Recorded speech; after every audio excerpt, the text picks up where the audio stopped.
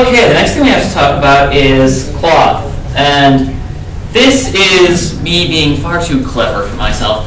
But last year we had an LSTA project that went out there for an online training option for all of our libraries. Because, again, I'm self-serving when it comes to these sorts of things. And as much as I know you guys love sending them here, I really feel so drained after I teach a circulation class that my brain is kind of wiped at the end of the day. So I've been trying to get as much of our training materials online as possible to make it a more viable option. So I wrote this LSTA project last year with SELCO help, of course, from all of our SELCO staff people and our fellow trainers, to go out there and create an online training hub, which is probably what it comes for. And because I love being a little bit snarky, a little bit witty when it comes to my grant writing, I came up with an acronym for it, the Collective Learning Online Training Hub. So it acronyms out to CLOTH.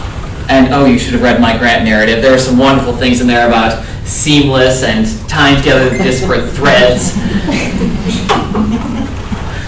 Too clever for myself. I got the grant approved. I wasn't actually expecting that to happen. And you got the grant in spite of it. Yeah, and I got the grant in spite of it. Go figure. Maybe because of it. Oh, don't even get me started on this grant. There are so many issues closing it up. But anyway, we did some research on this one, which included going out to a major conference on training so I could figure out what exactly I needed to know, because when I took over this job from Aurora about 2.5 years ago, it was, hey, guess what, you're a new trainer. I don't have any experience in training. Okay, you're just going to teach us stuff you know for the class, because you probably know a fair amount of it because you work in the back end of the database. I don't do circulation. So it's been a lot of trial and error on my part going out there and then trying to figure all this out. I know as school people, you know how to write up your rubrics and your curriculum, and I'm just in the dark. I'm making this stuff up as I go along based off documentation from Cersei Dynex. So I went out to a conference that centered around training. I learned all about various training techniques, but more importantly, what I learned about is what you need to look for when it comes to online training options. There are terms out there I'd never heard before I went to this conference, but they helped me figure out exactly what it was that we were looking for. Like an LMS, a learning management system, is actually what we were going for. So after that, came back, we did some product review online, various guides comparing LMSs, tried a few of them out, just to see what worked. Ended up going with a product called Talent LMS. This is cloud-based, so we don't have to worry too much about that. And it's out there, and we can get people using it. Fairly easy billing set up for us. It's based on the number of active users per month. We have a cap. If it goes over, we can pay a little bit extra for one that goes over. But while we're in the grant year, we have to pay it ahead, so we can have basically any number of people in there, more than we have staff members in the region. But the reason behind this is, aside from me being totally selfish, is that it does offer mobility. For one of the things I put in the grant is the fact that we cover an 11-county region. It is a fairly long drive to head out there to Houston to provide some training, or vice versa for someone from Houston to come in and take our classes. Added into that is the timeliness component. We offer our circulation classes, true, but we only offer them about 3 times a year, mainly because even when we do, well, we offer them 6 times a year for the basic one, but even when we do that, we still have to cancel about half of them because we don't have any people sign up for them, because it's not convenient time-wise. We have people starting at disparate times of the year. They've already been at their job for 2 months. Why do I need to go into circulation class right now? I'm not going to be hired for another month yet. Why should I go in before I have a chance to learn all this stuff and use it on the job? I'm going to forget it all anyway. And covering 90 libraries, there is no way for us to schedule this out besides doing it like weekly, and we'd still be canceling because there'd only be one person signed up. And then factoring in the other component, which is our one-on-one training, which we do offer, is that we only have a select number of trainers on staff, and our schedules can be a bit insane. It can take us a couple weeks to get out there as well. So sometimes the better option is just to wait for the class. So the whole idea behind this is having an online training option is we have some way for you to get out there and get the training you need, at least the basics of it, enough for you to get the library staff to teach you through the rest of it. Okay, for a second I thought he was going to come for me and say I was still muted. So worried there. So, We are working on getting courses in there. Some of them are already up there, but circulation is the primary concern. I have basic circ in there. Advanced circ is almost completely finished.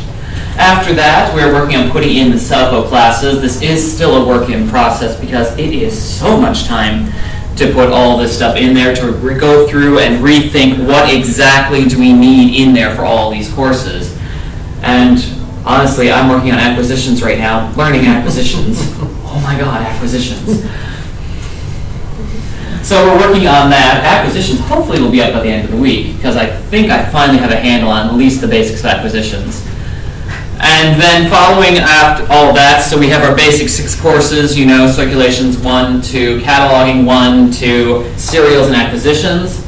Also working on putting some component courses in there. These ones are ones that we can break out since we're going online, but aren't necessarily worth teaching when it comes to like in-person training, things like add items. Just a short little course on how adding items works, because it's not really cataloging, it's not really circ. We'll teach them in either one if someone requests, but it's only 30 minutes at most for add items training, so we never teach a class on that alone. Or perhaps some more on web reporter, specifically how certain kinds of reports work.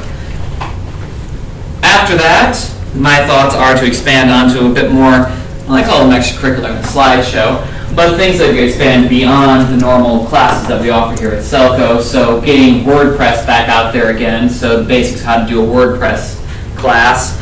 And I would like to get one out there for ebooks as well, for how they work on the staff side.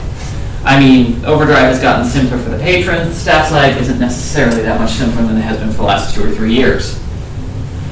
And when it comes to this particular project that we've purchased, it does come with various component parts to it. It has the ability to integrate text, obviously photos, so we're going to have walkthroughs, we'll have downloads for documentation so you can print something off, because I know all of you love that so much. And then it does also tie in seamlessly to SELCOtv, so we can just post the SELCOtv videos as we normally do, and then link them right into this wonderful thing. And then adding on to that, we have some surveys in there for how is this working for you, because I would really love people to evaluate these online training courses, so I have some idea of what I should be doing with them to get them better, so you're better able to learn, and what else you need to know when it comes to these courses. And also an end of course quiz, so you can make sure that you actually were reading all the stuff we put out there, watching the videos, one or the other, so that we know that you know what you're doing when you get to the end of it. Okay, as I said, available content right now, we have Circulation 1, most of Circulation 2 in there, and add items. Acquisitions will be in there soon. As for getting there, this is fairly new on our website. You can also type in the address itself, but when you come to the website, if you go to training, and then the training courses, the SELCO cloth is right down here, and it will take you to the portal to log in. When it comes to this, your staff members will have to create an account. This is not something that's tied into Active Directory or anything like that. And we'll send an email to me and the rest of the trainers. There will be a little bit of a delay here because we need to approve the account, otherwise we'd be dealing with spam all the time. So just give us a day or two to clear that up, and then after that the courses are available for you to go in and take.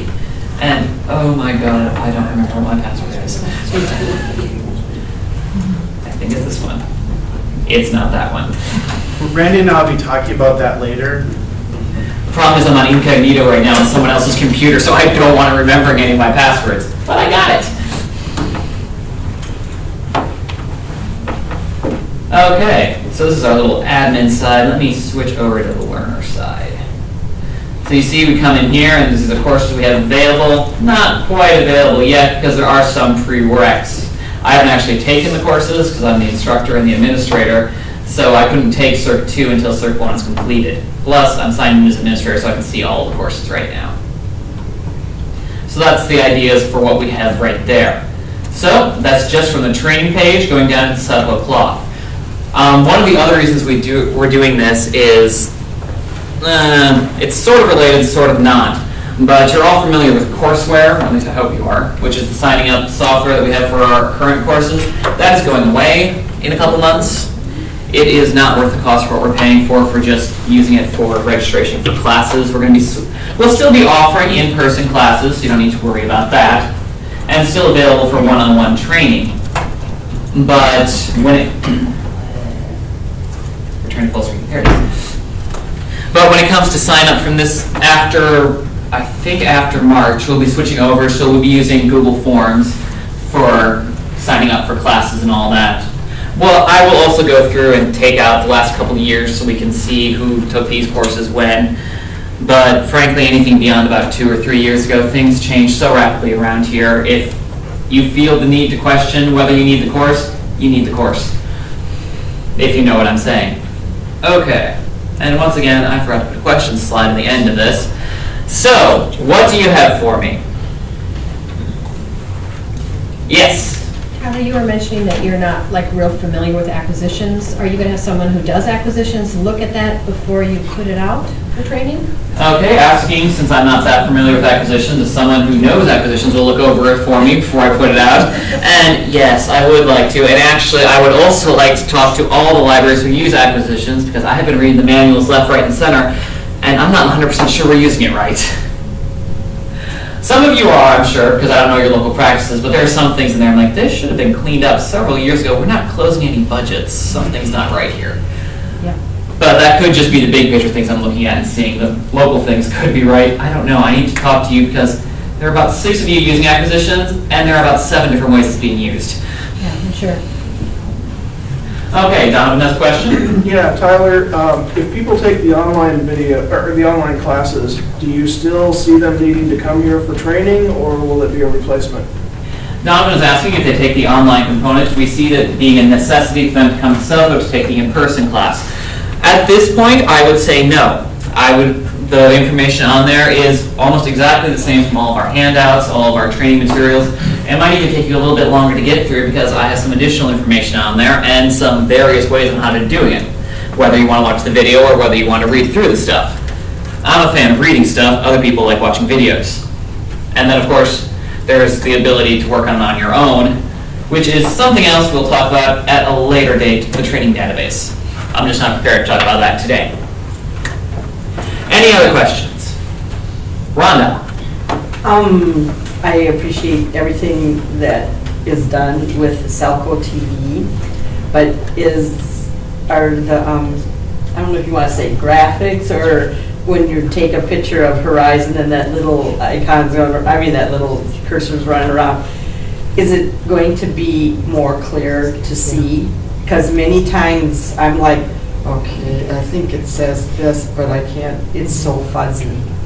Okay, Rhonda is asking about the quality of the video when it comes to things like seeing the cursor inside of Horizon. And the answer on that is not something I had considered.